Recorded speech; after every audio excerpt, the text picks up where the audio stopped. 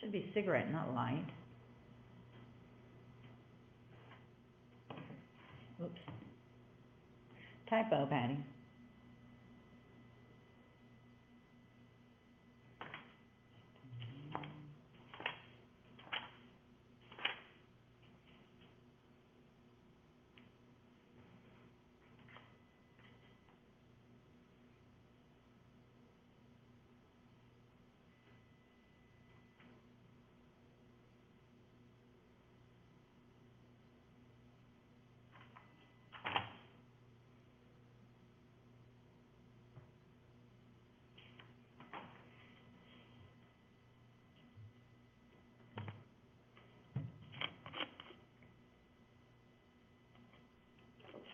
Good morning, Crosbyton.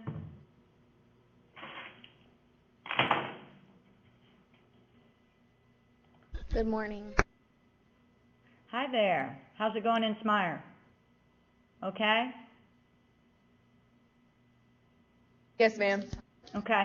Y'all look sleepy today. That should be next Monday when we don't have school and yet we have daylight savings time.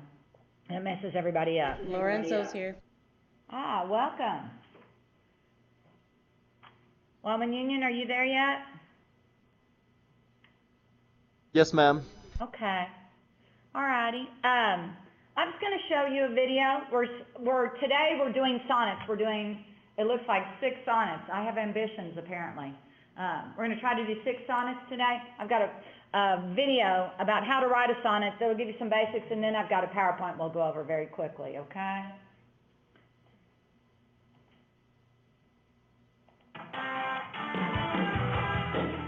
And I'm going to help you write a sonnet. The sonnet is an old poetic form. Its roots go back to the 13th century, but it is still being written by modern poets. Some poets these days mess with the rules, some don't even rhyme. But if you're writing a sonnet for a class assignment, your teacher probably wants you sticking with the traditional rules. So this video is designed to help you do that. Writing a sonnet is kind of like juggling because you have to do 3 things simultaneously. You can't do one, then the other, and then the other. You have to do all 3 at the same time as you write each line. Those 3 things, the 3 requirements for it to be a sonnet are as follows. 1, it has to follow a specific rhyming pattern called a rhyme scheme. 2, a sonnet is written in a specific kind of rhythm called iambic pentameter. And 3, depending on who you're writing for, the sonnet may have rules regarding content and structure. Now, I don't know how to juggle, but I always figured that although it would be hard to learn, once I got the hang of juggling, it would seem a lot easier, even natural. Jugglers never look like they're straining with effort. They look, focused, but loose. Sonnet writing is kind of like that. Let's look at the first one, the rhyme scheme. The most common kind of sonnet written by students is the Shakespearean sonnet. It is sometimes called an Elizabethan sonnet or an English sonnet. This kind of poem runs like this: A, B, A, B, C, D, C, D, E, F, E, F, G, G. And what this alphabet soup means is that all of the A lines rhyme with each other, like believe and eat right here. And all of the B lines rhyme, like round and sound, and so on. See, words, birds, soft, aloft.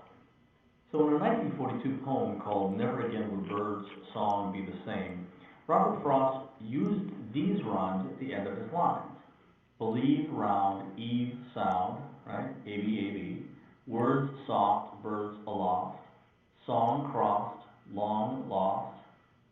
Same, came, right, G-G. Now don't use these rhymes, just make up rhymes that fit what you're trying to say. Another point about rhymes, although not strictly prohibited, it's generally considered bad form to reuse rhymes in the same poem or to rhyme a word with itself, like rhyming you with you again. The other kind of sonnet often written is the Petrarchan sonnet, sometimes called an Italian sonnet. Its first 8 lines rhyme ABBA, ABBA, but the last 6 lines can be any of a number of variations, including CDE, DEC, CD, CD, CD, CDE, CDE, and others. The Petrarchan sonnet requires more rhymes than the Shakespearean sonnet, which was probably easier for the Italians who invented it because, a lot of Italian words have similar word endings. Think of Roberto and concerto. In Shakespearean sonnets, you only have to come up with pairs, just 2 rhymes at a time. But in the Petrarchan sonnet, you have to come up with rhyming groups of 4 at the top, and then usually it's like 3 at the bottom. So, if you're looking for a greater challenge, you could go to Petrarchan. It is a little harder. But everybody else, I recommend you stick with the Shakespearean sonnet. Coming up with rhymes is actually the easy part. There are lots of online rhyming dictionaries out there to help you find rhymes, but don't go there yet. Finish, watching this video first. Second, let's look at something called iambic pentameter. An iamb is a unit of rhythm consisting of one unstressed syllable followed by a stressed syllable, ba-bum, like the Mets. Put 5 of those in a single line and voila, you have iambic pentameter. Every line should have this kind of rhythm, ba-bum, ba-bum, ba-bum, ba-bum, ba-bum. It's kind of like a heartbeat. For example, my cat is eating casserole and cake. These marks show the stressed and unstressed syllables. This U-shaped thing here is the unstressed syllable, and this slash is the stressed syllable. It's the heavier, stronger syllable. Now, whether you know it or not, spoken English has a rhythm built right into the language, and you have to train your ear to hear it. There's no other way. You can't Google it. You can't just count like syllables. You have to train your ear to hear the rhythm in the language. My cat is eating casserole and cake. This is really the only way to say this line unless you want to sound like an alien from another planet. So if you were to reverse the stressed and unstressed syllables, for example, it sounds totally bizarre. My cat is eating casserole and cake. Well, that sounds wrong, right? So if there's a wrong way to say it, then there must be a right way to say it. That's because there really is a standard rhythm to natural English speech. There may be a few instances where it's a matter of opinion, but mostly if you learn to listen to the words in a line of poetry, paying attention to every syllable, you'll learn to hear the rhythm of the words. It really is there. So, the rhythm you need is that alternating rhythm. You can vary from it a little, but you must always return to this rhythm. But soft, what light through yonder window breaks. Can you hear it? But soft, what light through yonder window breaks. Or this line from Keats, the poetry of earth is never dead. Writing the iambic pentameter is probably the biggest challenge in songwriting because you have to keep fiddling with words until they fit this heartbeat rhythm. You can't just say, I love you so much, I feel like my heart is going to explode. Well, that line isn't iambic, and it definitely isn't pentameter. You have to carefully reword it so that the rhythm works and still says more or less what you want to say. Like this, my love is like a stick of dynamite. That's why writing a sonnet that doesn't just make sense, but actually says something well, is such an amazing accomplishment. When you've done it, you should be proud of yourself. Last, the content and the structure. Now, not all teachers will require this, but the sonnet was originally a poem designed to praise someone or something. The sonnet wasn't originally for telling a story or just, vaguely expressing your feelings. It was for praise or adoration. George Herbert praised God. John Keats famously praised his girlfriend, Fanny Brawne. Elizabeth Barrett Browning praised her husband. Now, you don't have to praise the guy or girl that you love, although that would make a nice present, wouldn't it? It's a lot more thoughtful than an email greeting card. So you could praise your boyfriend or girlfriend. Or you could praise the ocean, cheese pizza, your favorite basketball player, the game of soccer, your favorite video game, a favorite place, your favorite band or season or time of day. I read a sonnet about Facebook once, but a traditional sonnet should praise, and that praise will fill up the first 8 lines of your sonnet. Now, see this, remember this, the rhyme scheme? Each of these 4 lines is called a quatrain. You praise the subject of your poem for the first 8 lines, the first 2 quatrains. So, sing the praises of your subject for 8 lines. But the third quatrain should have a shift in the tone or perspective. So if you're writing about the many fine qualities of your dog for the first 2 quatrains, in the third quatrain you might say, "But dog, you make me grab your steaming poop, my hand encased in plastic shopping bags." That's 2 lines of perfect iambic pentameter there, by the way. Or maybe you could pull back your camera and take a broader perspective. "I guess my dog is just another dog." Or maybe, "But sadly, dogs don't live forever." No. Something like that. In any case, there's usually a shift at the beginning of the third quatrain. This is called the turn, T-U-R-N. Some people call it the volta. Without the turn, an uninterrupted stream of praise gets pretty boring beyond 8 lines, you know? So the third quatrain is an opportunity to say something a little more original or surprising about your subject. Complicated. Look at your subject from a new angle here. That's the turn. Just a note here, if you're writing Petrarchus on it, the turn comes at the same spot at the beginning of line 9. So, in the final 2 lines now of your Shakespearean sonnet, you come to your conclusion. These 2 rhyming lines, called the couplet, are where you bring your sonnet home. Give your final judgment on your subject. Good, bad, or it's complicated, whatever. Shakespeare would often spring some kind of surprise comment on his reader here in the couplet. You might want to return here to the admiring tone of the first 2 quatrains. You might say, "But you were still the apple of my eye."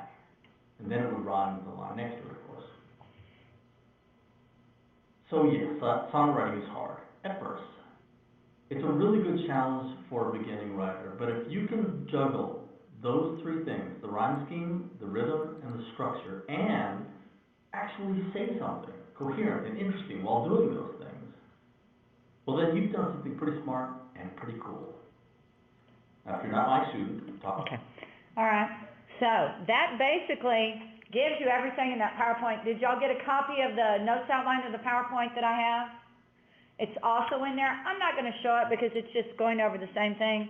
But basically, the only thing that Mr. Sato didn't give us was that Petrarch, the original Italian guy who writes us in the Italian Renaissance, he had this central theme that he liked to write about, and it was always the love of the poet for a beautiful but unattainable woman. It was somebody who could never get.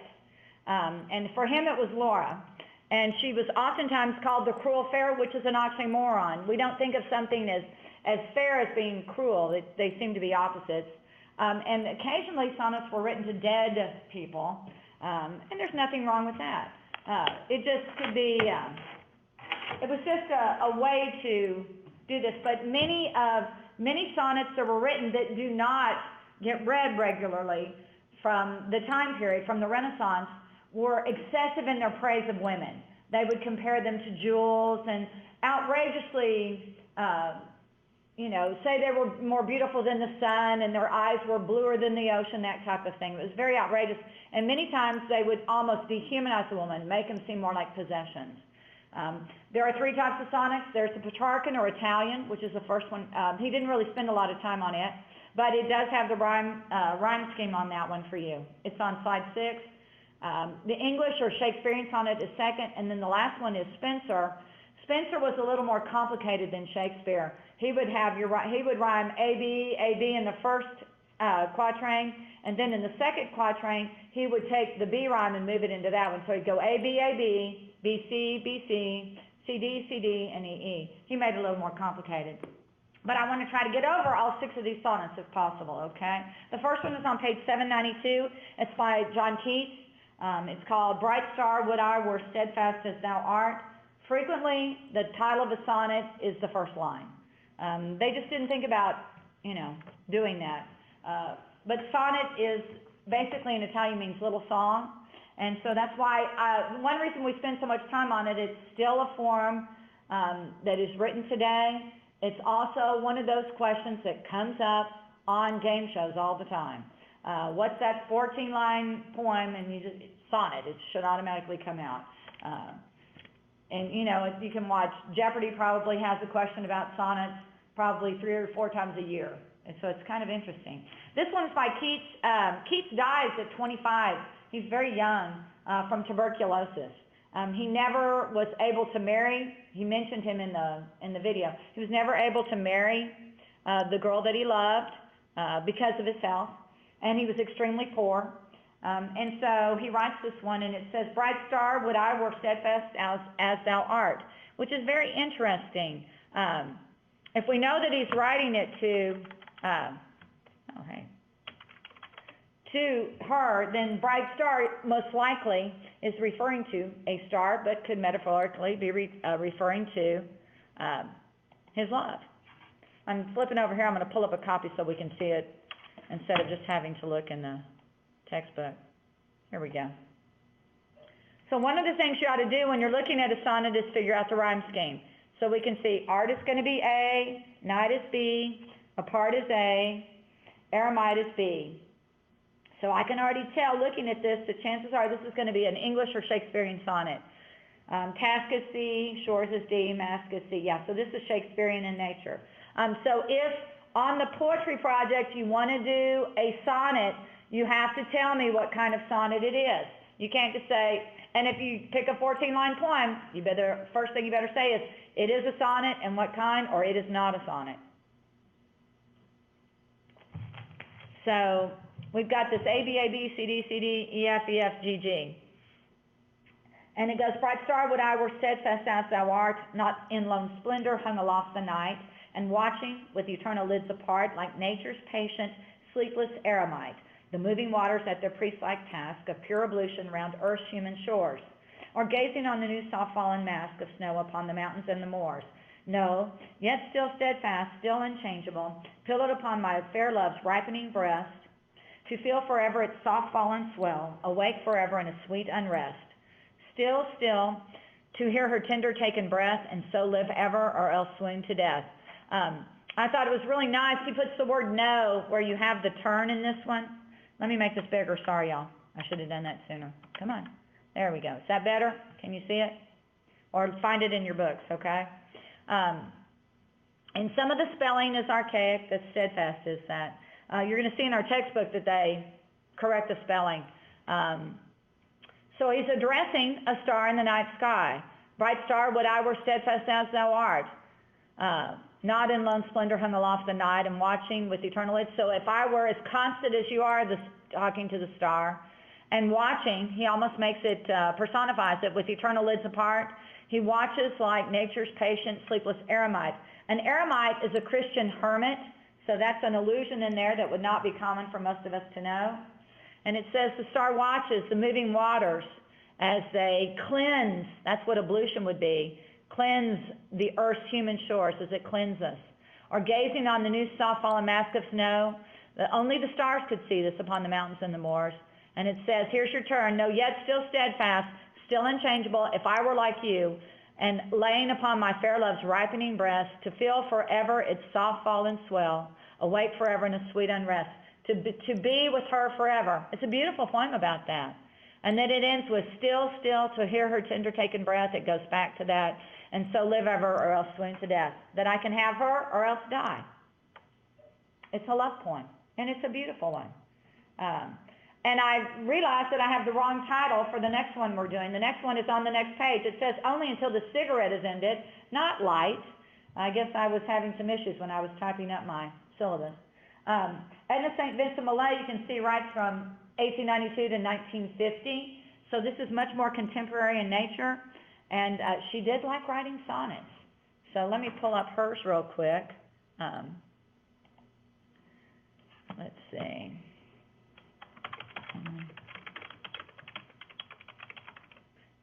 There we go. It's amazing. You only have to barely start typing and it will show up. A sonnet. Oh, here we go.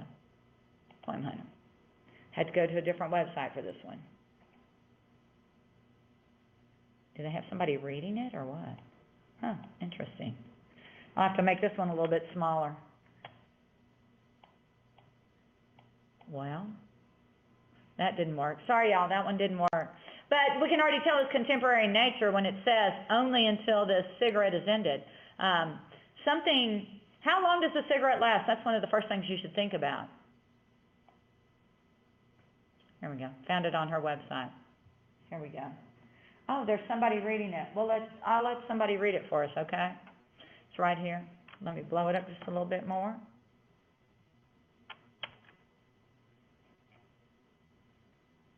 Where did it go? Where did it go? Here we go.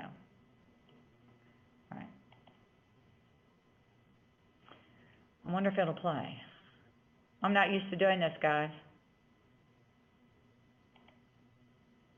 It's open.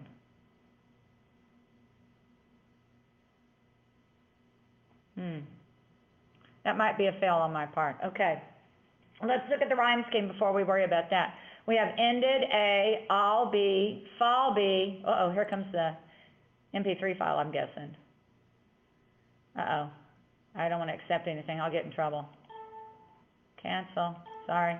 Okay, it's not going to let me cancel. Maybe if I cancel. There we go. All right. So, sorry about that.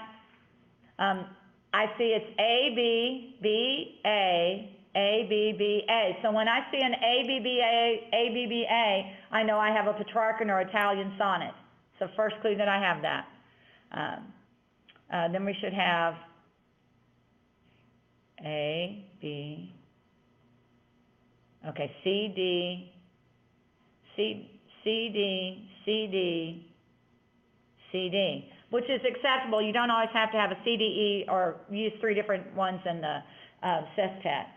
So it goes, only until the cigarette is ended, a little moment at the end of all, while on the floor the quiet ashes fall, and in the firelight to a lance extended, bizarrely with the jazzing music blended, the broken shadow dances on the wall.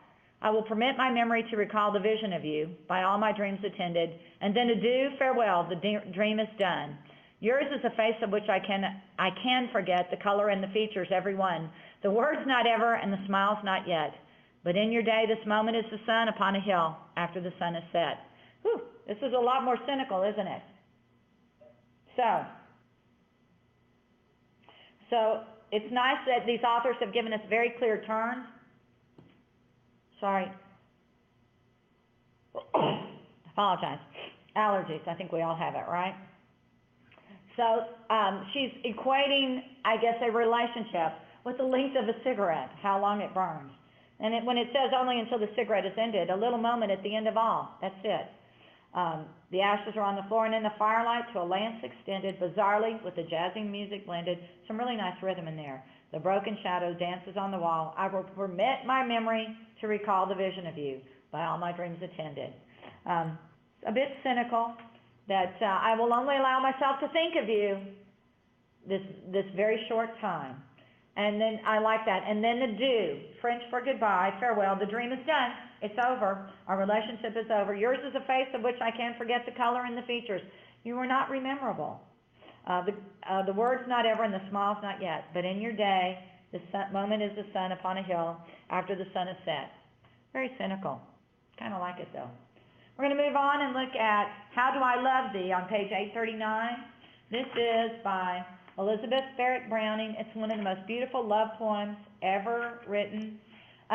She and her husband, Robert Browning, he's the one who wrote in that How to Write a Literary Essay Analysis, the one that was written about poetry about My Life's Duchess. He is the author of that particular dramatic monologue. They fell in love through letters. They started corresponding, and her father was very controlling, and Browning actually had to kidnap her, and they ran away and got married. It's a very romantic story. The hair's not great looking in the picture, and if you ever go look at pictures of her, you're going to wonder. But they had a very beautiful love, and she expresses it. If you really want to impress somebody, particularly you guys, there's only 3 of you, okay?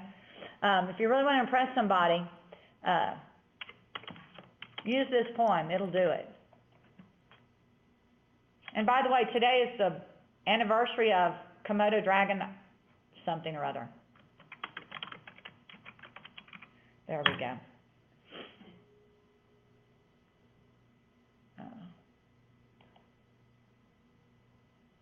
Okay. What happened here? That is Ms. not... Thompson, Yes, sir. it's the anniversary of the Komodo Dragon National Park. Okay, I saw that on Google, and it's like, interesting. This happens to be, this sonnet happens to be from sonnets from the Portuguese. They actually moved to the continent from England because of her poor health. I do not, what's going on? No, why am I getting all this? Here we go. I had this extra stuff in here. All right. Here we've got the text of the poem. It's a little bit easier for everybody to see. If I can just scroll, well. It says, let's look at the rhyme scheme. Ways is going to be A, height is B, side is B, grace is A. I see days is A, light is B, right is B, praise is A. So there's your first 8 lines, which tells you it's going to be in Italian. Then you go to use, C, face D, lose C, breath D, choose C, death D.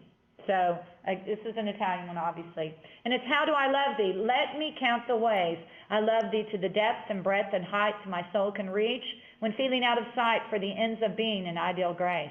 I love thee to the level of every day's most quiet need, by sun and candlelight. I love thee freely as men strive for right.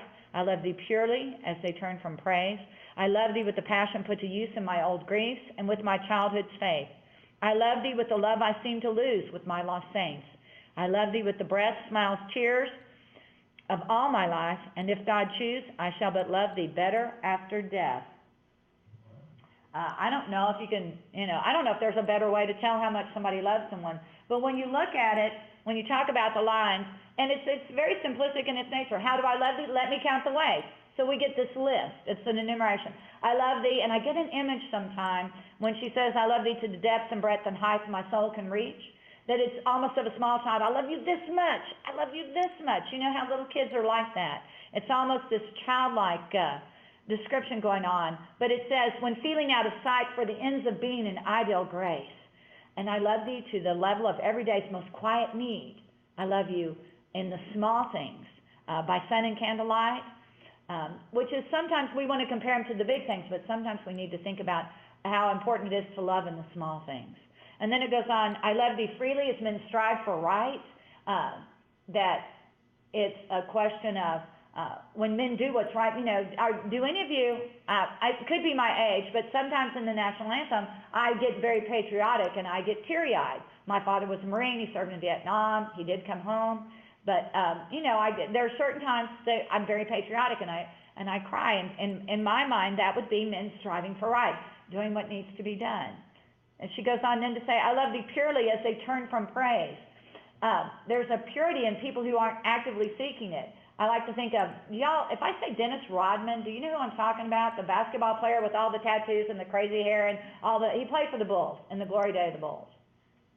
He was a great rebounder, but everything he did was to get praise. He whether it was good or bad, he was out there trying to get attention. And this is the opposite. I love thee purely as men turn from praise. And then this next line, I love thee with the passion put to use in my old grief. Do any of you hold grudges? Do you, I have not been in certain stores in the mall and in Lubbock because they did me wrong 20 years ago. That's a passion put to use, isn't it? Maybe for better things than that. But, I haven't been, I'm not going to tell you the stores. I haven't been in, I can name definitely 2 stores I haven't been in over 20 years because they treated me rudely and I don't want to give them my business. And then I love thee with the passion put to use and with my childhood faith. There's something about a child's faith. Does anybody have younger brothers or sisters? And have you ever gone, like, when you go to the pool and they stand on the edge and they're these little ones, like I do with my grandson. They know when they jump into the water that I'm going to catch them and that they'll be safe. And to me, that's a childhood faith that we know whoever's taking care of us will take care of us. And then I love thee with a love I seem to lose with my lost saints. that almost, when we lose those people we believe in, I think is what's going there. And then I love thee with the breath, smiles, tears of all my life. Everything about me loves you. And if God choose, I shall but love thee better after death. I don't think you can say it better. It's a great poem. And I like the fact that the picture in the textbook has an older hand with a smaller hand. It's kind of a nice image. And then the next one is When in Disgrace on 843. This is one of Shakespeare's, so we can almost guarantee that it's going to be a Shakespearean sonnet. It's going to be A, B, C, D, C, D. Ooh. There we go.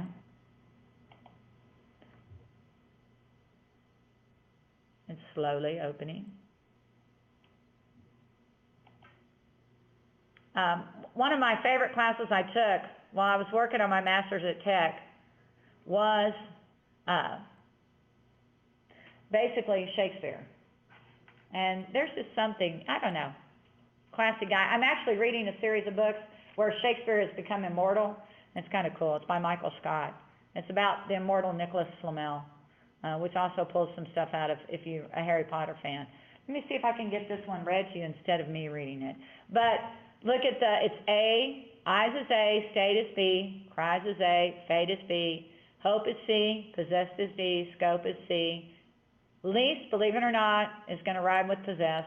Sorry about that. That's a slant rhyme. Despising is going to be E, state, F, arising, E, gate, F, and then brings in keys. Kings is their last two. Let's see if we can get this one read. Sonnet 29 by William Shakespeare. When in disgrace with fortune and men's eyes, I all alone do weep my outcast state, and trouble deaf heaven with my bootless cries, and look upon myself and curse my fate, wishing me like to one more rich in hope, featured like him with friends possessed, desiring this man's art and that man's scope, but what I most enjoy, contented least. Yet in these thoughts myself almost despising, haply I think on thee, and in my state, like to the lark at break of day arising from southern earth, sings hymns at heaven's gate. For thy sweet love remembered, such wealth brings, that then I scorn to change my state with kings. Okay. Interesting poem. When it begins, you don't have any idea that you're reading a love poem, do you? And actually, it brings up some very common themes. When in disgrace with fortune and men's eyes. If you're in disgrace with fortune, you're in trouble. It's, in my mind, it's that nobody loves me, everybody hates me cry. When in disgrace with fortune in men's eyes. I all alone do weep my outcast state. Nobody likes me, I don't have any friends, everybody hates me. I've done, you've done something to happen. And trouble deaf heaven with my bootless cries. Bootless means they're not going to do any good. Oh God, everybody loves me, You know what I'm talking about? You know those people that moan and groan like that? And look upon myself and curse my fate. Life is not good. And then he goes on with it, wishing me life one more rich in hope. I wish I was like this person. Look, everything, they have good things happen to them. Featured like him. Why don't I look like so-and-so? Why don't I look like that beautiful model? Why aren't I 6 foot tall? Featured like him with friends possessed. Why aren't I popular? Those things that we ask, desiring this man's art and that man's scope.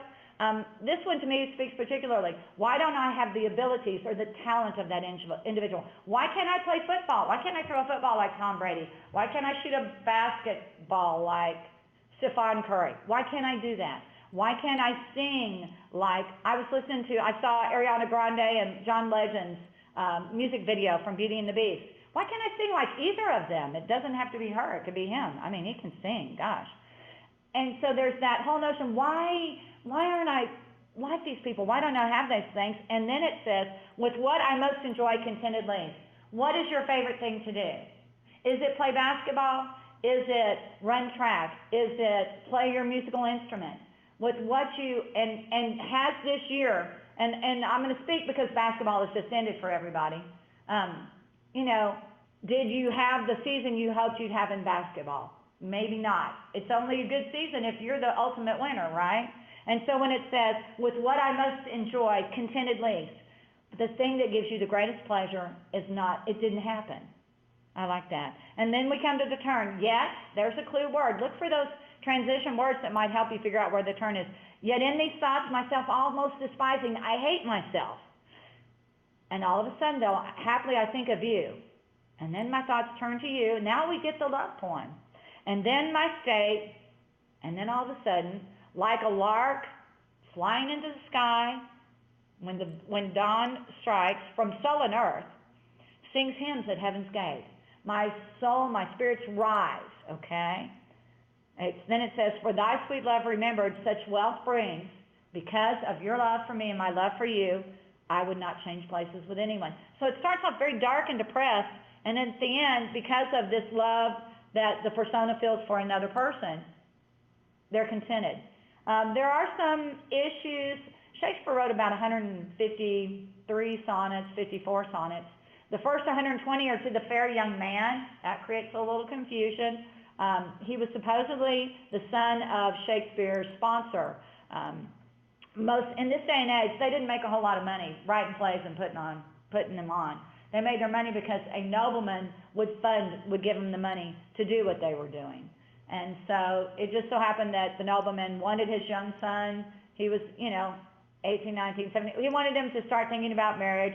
And so a lot of Shakespeare's poems are written to him trying to get that done. He also wrote 20 or 25, somewhere in there, poems to the Dark Mistress, which is very confusing because Shakespeare was married.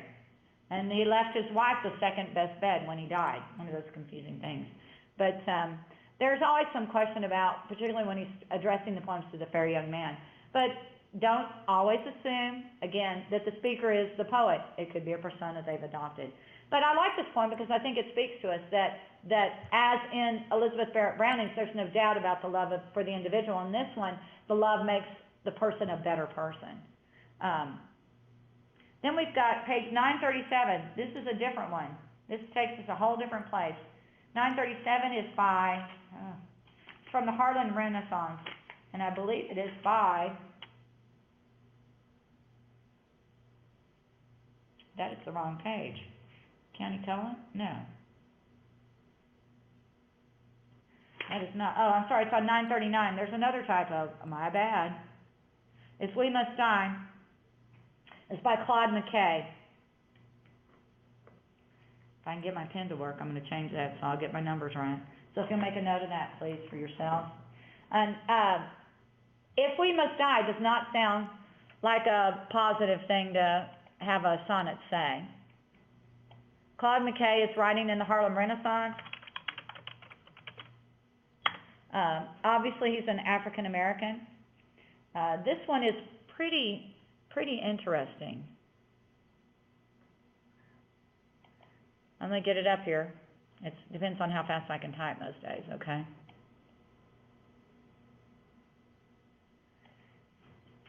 We can see that his birth, this was written in 1919. He lives from 1889 to 1948. So obviously he suffered through racism. Okay, I'm making it bigger. And we're looking at the rhyme scheme. So hogs is A, spot is B, dogs is A, lot is B. So it looks like it's going to be Shakespearean maybe. Die is C, shed is D, defy is C, dead is D. Yeah, this is Shakespearean, or English. Foe is ABC, E, brave is F, blow is E, grave is F, and then we've got GG. And we're going to see that this one, nothing in this one indicates that it is about love whatsoever. And it says, if we must die, let it not be like hogs hunted and pinned in an inglorious spot, while round us bark the mad and hungry dogs, make their mocking at our accursed lot. If we must die, oh, let us nobly die, so that our precious blood may not be shed in vain. Then even the monsters we defy shall be constrained to honor us, though dead. O kinsmen, we must meet the common foe. Though far outnumbered, let us show us brave, and for their 1,000 blows deal one death blow. What though before us lies the open grave? Like men will face the murderous, cowardly pack, pressed to the wall, dying, but fighting back. If I am remembering correctly,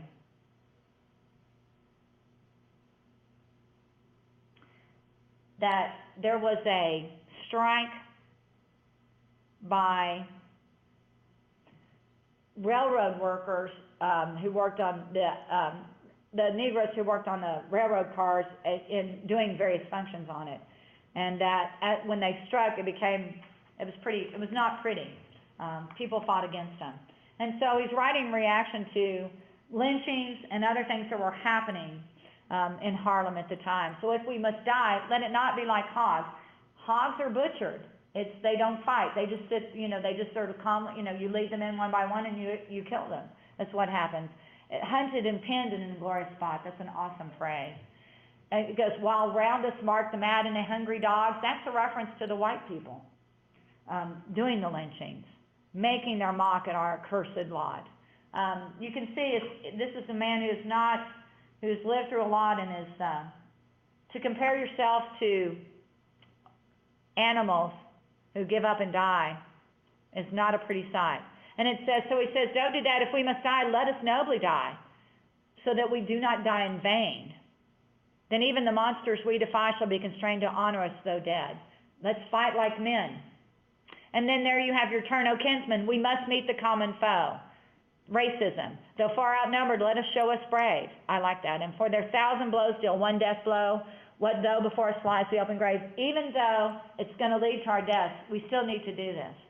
And it says, like men, we'll face the murderous, cowardly pack, pressed to the wall, dying, but fighting back. This was not a man who advocated necessarily a peaceful confrontation. So that some of the best poetry that's written in sonnet form has nothing to do with love, like this one. It's an awesome poem. I used to make, when I was teaching only in high school, I used to make kids memorize sonnets, and this is one that people would do. Okay, we are just flying through these. And so we're up to the last one, which is Let Me Not to the Marriage of True Minds. It's on page 994. This is also by Shakespeare. Which should be clear, I want y'all to do the rhyme scheme. I'm going to give you just about 3 or 4 minutes. I want you to do the rhyme scheme. And then I want you to see if you can figure out what you think it's talking about. Okay? I'll put it up on the screen to help you out.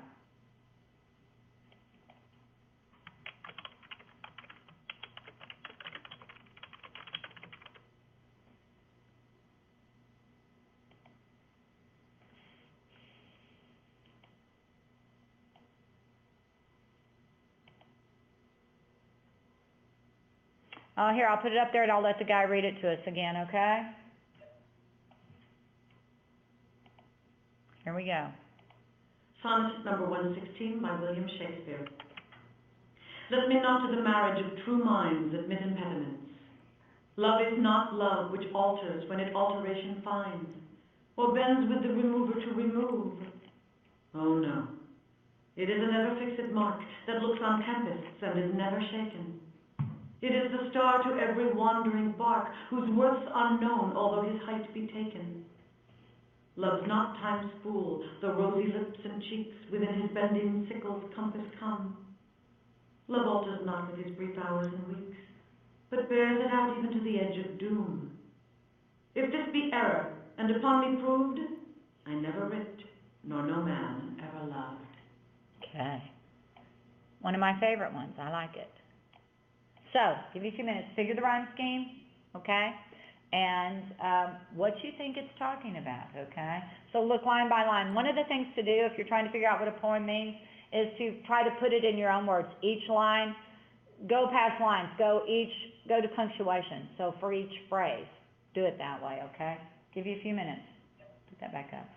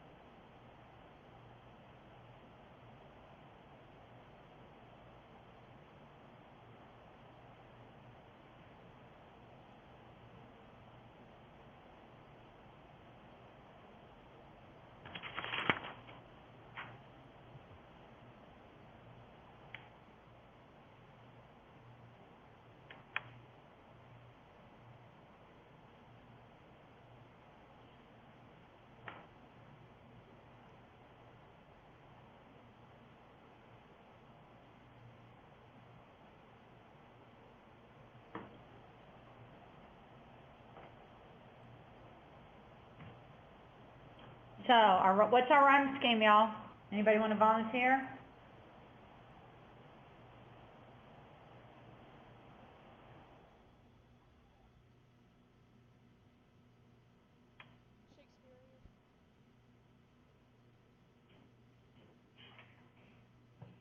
Nobody's volunteering. So what does mine get? Somebody at, Ma'am. Ms. Thompson? yes.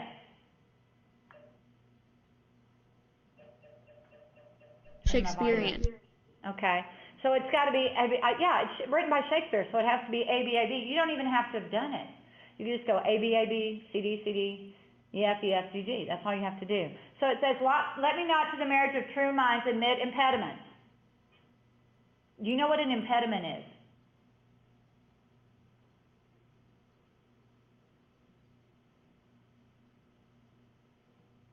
Any ideas?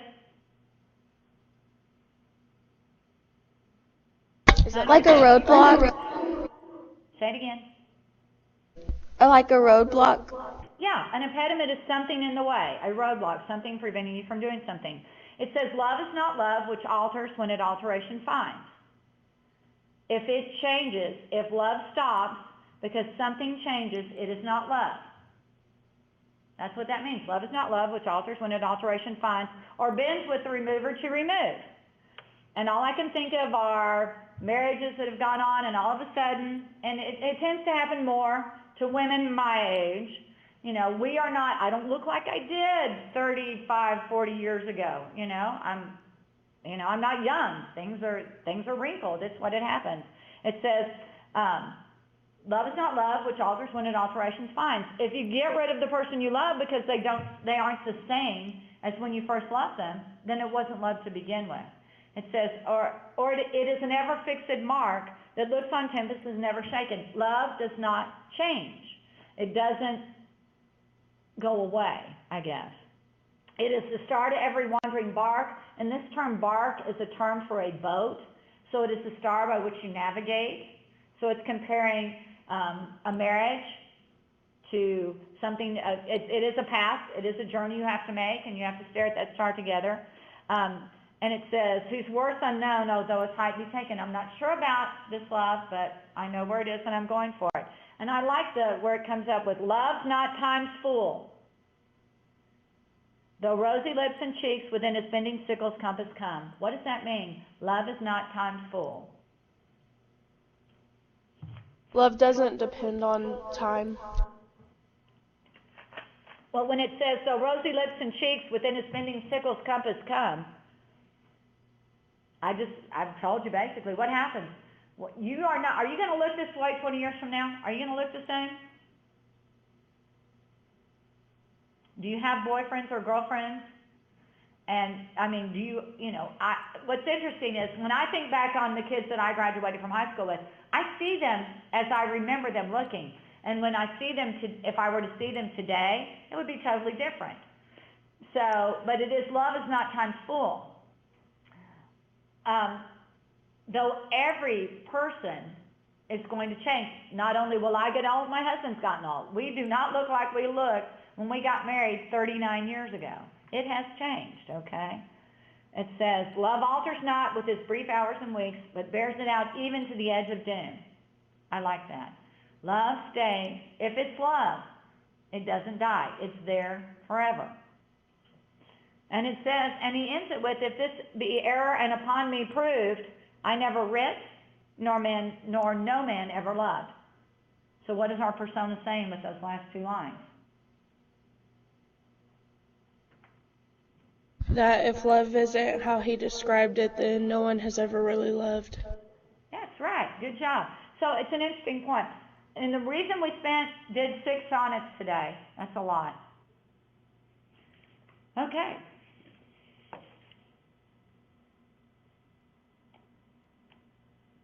All right, so the first sonnet is Bright Star. Let me type in here, go back to Google and type in Bright Star.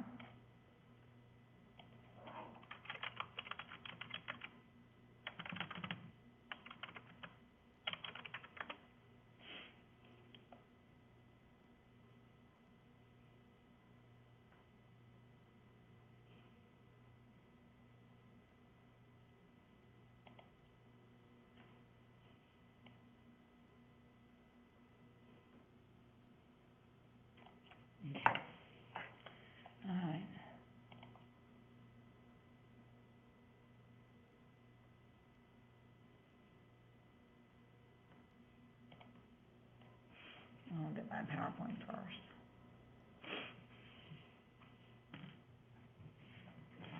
Oh, time to get up and move now after that.